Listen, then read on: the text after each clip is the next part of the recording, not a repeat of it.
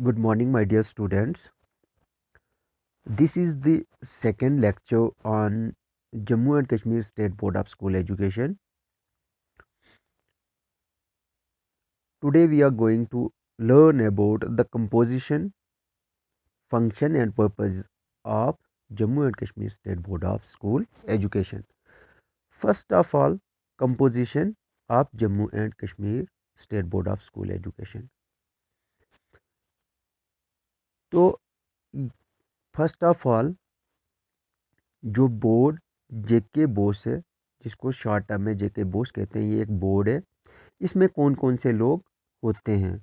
सबसे पहले इन जेके बोस का हेड चेयरपर्सन होता है, ठीक है। उसके बाद प्रिंसिपल सेक्रेटरी होते हैं तो गवर्नमेंट एजुकेशन डिपार्टमेंट। फिर director of school education Jammu, ये भी कंपोजिशन में होते हैं।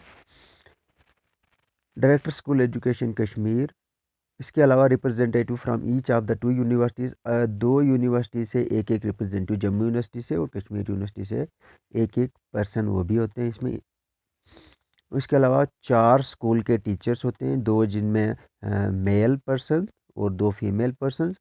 मेल पर्सन्स बॉयज़ की एजुकेशन के बारे में प्लान्स बनाते हैं और फीमेल गर्ल्स की एजुकेशन के बारे में।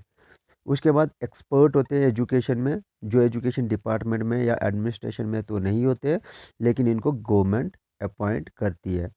एक one man from among the principal, एक आदमी या तो कोई प्रिंसिपल हो या हेडमास्टर हो, उनमें से होता है, और उसको भी गवर्नमेंट ही अपॉइंट करती है। तो ये सब चीज़ें आपने याद करनी है और ध्यान से भी इनको पढ़ना है। देखो बच्चों, इसके अलावा एक जहाँ पर टीचर्स को ट्रेनिंग मिलती है ना, वहाँ से भी एक पर्सन होता है, उसको भी रिप्रेजेंट करती है गवर्नमेंट। इसके अलावा एक फीमेल पर्सन, एक वुमेन होती है, प्रिंसिपल होनी चाहिए या वो हेडमास्टर होनी चाहिए, और जिसको गवर्नमेंट ही अपॉइंट करेंगे। पहले हमने पढ़ा था पिछले पॉइंट में कि एक मैन होना चाहिए, या तो प्रिंसिपल होने चाहिए या वो हेडमास्टर होने चाहिए, उनको भी टीचिंग इंस्टीट्यूशन के, और यहाँ पर एक फ़ीमेल भी होनी चाहिए। तो ये फिलहाल कंपोजिशन में आपने ये 10 पॉइंट याद रखने हैं। तो हमारा नेक्स्ट टॉपिक रहेगा purpose of Jammu and Kashmir state board of school education.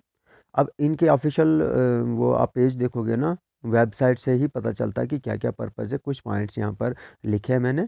जैसे पहला, सिक्योरिटी तो एजुकेशन में हर किसी को चाहिए, सिक्योर रहना तो हर किसी को बनता है। तो इसका भी यही एक खासकर पोटेंशियलिटीज़ की डेवलपमेंट के लिए ये बोर्ड एक काम कर रहा है। Education should relate intimately to the development of potentialities of the youth to the national needs and aspiration of the people. लोगों की जो एस्पायरेशंस हैं या एक नेशन की जो नीड्स हैं, वो सब फुलफ़िल करने के लिए ये एक उस टाइप की एजुकेशन प्रोवाइड करते हैं। उसके अलावा ये जो टैलेंट होता है एक बच्चों में, उसको पहले डिस्कवर करते हैं, फाइंड आउट करते हैं, फाइंड आउट करने के बाद उसको नर्चर करते हैं, उसकी नरिशमेंट करते हैं, उस टैलेंट को बनाते हैं अच्छे से। जैसे एक रॉ मटेरियल से एक प्रोडक्ट को तैयार करा जाता, वैसे ही टैलेंट को डिस्कवर करके उसको नर्चर करा जाता। Provide equality of opportunity by providing necessary facilities. अब यहाँ पर फैसिलिटीज़ प्रोवाइड करके सबको बराबरी का एक मौका भी मिलता है, इक्वलिटी ऑफ अपॉर्चुनिटी मिलती है, क्योंकि फैसिलिटीज़ के हिसाब से। Help generally to rise the standard of living, और एक जो हमारा लिविंग स्टैंडर्ड है, हर एक लिविंग इंसान के लिविंग स्टैंडर्ड को राइज करने के लिए भी ये बहुत ज़्यादा हेल्प करते हैं। Regulate, control and develop education. अब रेगुलेट करनी है इन्होंने, कंट्रोल करनी है, और एक एजुकेशन सिस्टम को भी डेवलप करना है। इसके अलावा कुछ फंक्शंस हैं जम्मू एंड कश्मीर, कुछ काम फंक्शंस क्या क्या काम करता है जो हमारा बॉस है।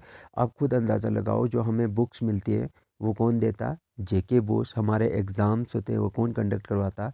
जेके बोस के अंडर होते हैं। आप जिस स्कूल में पढ़ते हो तो बहुत मतलब जितनी भी जो भी एक्टिविटीज़ परफॉर्म करवाई जाती है, तो बोर्ड कुछ फंक्शंस हम यहाँ पर लिखेंगे, आपने ध्यान से पढ़ना।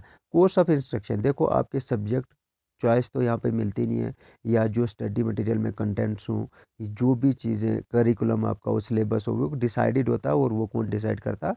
तो ये भी एक बोर्ड का ही फंक्शन है कि वो सारी चीज़ें प्रिपेयर करे। टेक्स्ट बुक्स वगैरह प्रोवाइड करना, ये तो अभी हमने, ये भी बोर्ड का काम है। पब्लिक एग्जामिनेशन एंड रिजल्ट्स को प्रिपेयर करना, एग्जामिनेशन को कंडक्ट करवाना, ये भी बोर्ड का ही काम है। उसके बाद डिप्लोमाज और सर्टिफिकेट्स हमें जो बन के मिलती है, बोर्ड से बनी हुई आती है, आपको पता ना, वो सारी भी वो भी काम है बोर्ड का ही प्रिपेयर करना। रिकग्निशन ऑफ इंस्टीट्यूशन, जब कोई स्कूल खुलता है या जैसे बोर्ड के अंडर जो भी स्कूल आते हैं, उनको रिकग्निशन देना, अथेंटिकेशन देना, कि एक सर्टिफिकेट या वैलिडेशन जिसको हम बोलते हैं कि हाँ ये ऐसे कोई स्कूल नहीं खोल सकता, उनके लिए भी रिकॉग्निशन बोर्ड ही देते हैं। फिर इंस्पेक्शंस करवाते हैं, टाइम टू टाइम पे इंस्पेक्शन पे आते हैं ना लोग उन स्कूलों की जिनको रिकॉग्नाइज किया होगा, ये काम भी बोर्ड का। फैसिलिटीज़ प्रोवाइड करना, स्टाफ वगैरह हर चीज़ प्रोवाइड करना भी बोर्ड का काम है। Books and approved books and courses, जो भी बुक्स या कोर्सेज वो प्रोवाइड करते हैं वो अप्रूव करते हैं पहले जो बोर्ड होता है, वो यकीन दहानी करते हैं कि ये मटेरियल एक वैल्यूएबल है, तो वही मटेरियल आपको देते हैं। स्टैंडर्ड को, एजुकेशन के स्टैंडर्ड को भी मेंटेन रखते हैं। इसके बाद डिसएफिलेशन, अगर कोई टर्म्स एंड कोई स्कूल ऐसा होता है ना जिसमें टर्म्स एंड कंडीशन पूरी नहीं की हूँ, उसकी डिसएफिलेशन कर देते हैं, ठीक है। क्योंकि अगर किसी के पास इंफ्रास्ट्रक्चर नहीं हो, कोई स्कूल में कोई किसी भी चीज़ की जो कमी है, टर्म्स एंड कंडीशंस फुलफ़िल नहीं कर रहा हो, तो उसको एफिलेट करना भी बोर्ड का ही काम है।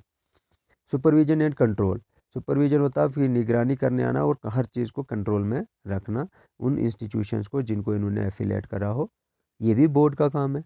Annual and by annual examination, हमारे एग्जामिनेशन होते हैं ना रेगुलर्स के, प्राइवेट्स के, ये सारी चीज़ें ये भी बोर्ड ही डिसाइड करती है कि कब लेना है और कब लिया जाता है। जैसे हायर सेकेंडरी का हो, सेकेंडरी का, हायर सेकेंडरी का, या higher secondary examination part 1 11th का हो या 12th का हो, ये सारा बोर्ड के ही कंट्रोल में होता है और ये सारा काम बोर्ड का है।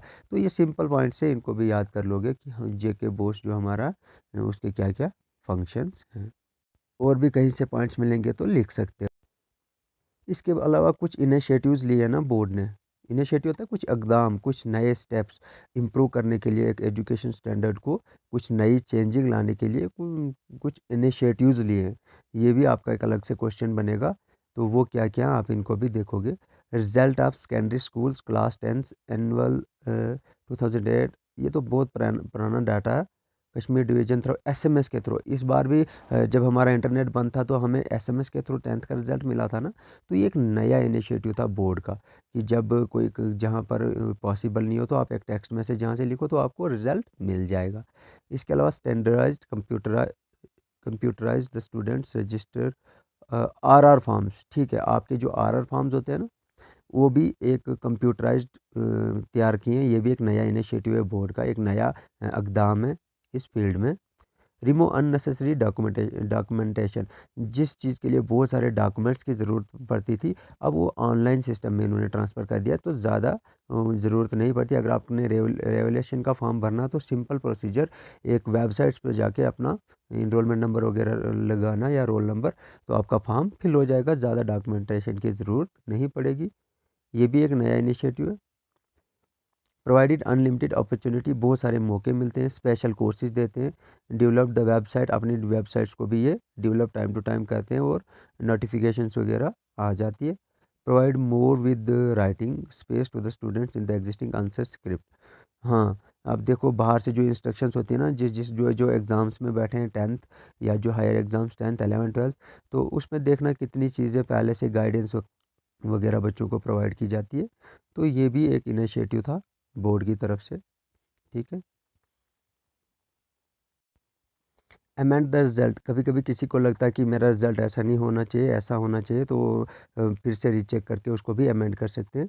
Organised and conduct various academic activities, बहुत सारी एकेडमिक एक्टिविटीज़ भी वो करिकुलम को डेवलप करने के लिए करवाते हैं। ये भी एक इनिशिएटिव था बोर्ड की तरफ से।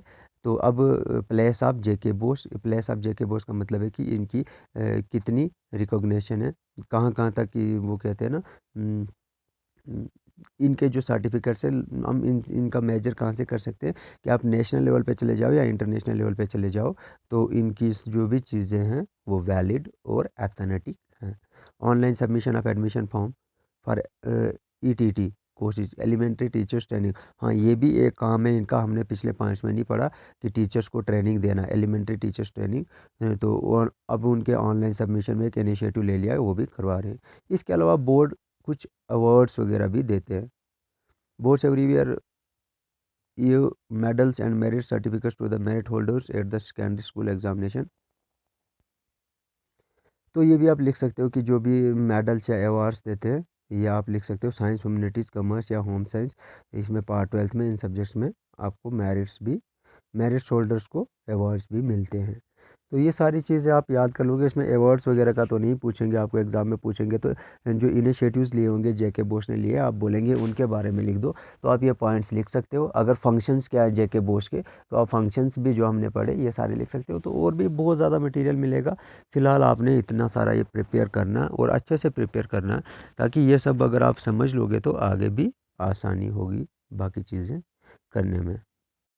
तो नेक्स्ट हम थोड़ा सा और डिस्कस कर देंगे कि कमेटीज़ ऑफ जेके बोस की कौन कौन सी कमेटीज़ है और किस कमेटी में क्या होता है, वो तो एक लंबा टॉपिक बन जाएगा। फिलहाल आपने सिर्फ नाम याद रखना कि कौन कौन सी। रिकॉग्निशन कमेटी, जैसे हमने पीछे पढ़ा था ना कि किसी भी स्कूल को रिकॉग्नाइज़ करना होगा या एफिलिएट करना होगा, तो उसके लिए भी कमेटी बैठती है। फाइनेंस कमेटी, अब सारा फाइनेंस को हैंडल करने के लिए भी एक कमेटी होती है। एग्जामिनेशन कमेटी अलग से होती है। रिसर्च कमेटी अलग से। Academic committee, committee for development and research, equivalence committee, building and construction committee, committee for security and disapproval of unfair means, जो केसेस वगैरह होते हैं ना एग्ज़ाम में पकड़े जाते स्टूडेंट्स चीटिंग करते हुए, तो उनके लिए भी अलग से कमेटी बैठती है। Committee for examination of complaints about question papers, तो क्वेश्चन पेपर अगर सही अकॉर्डिंग टू सिलेबस नहीं आया होगा तो उसके लिए भी कमेटीज़ बैठती है। तो ये चीज़ भी आप याद रख लोगे, हो सकता है कहीं 1-2 नंबर का पूछ लें।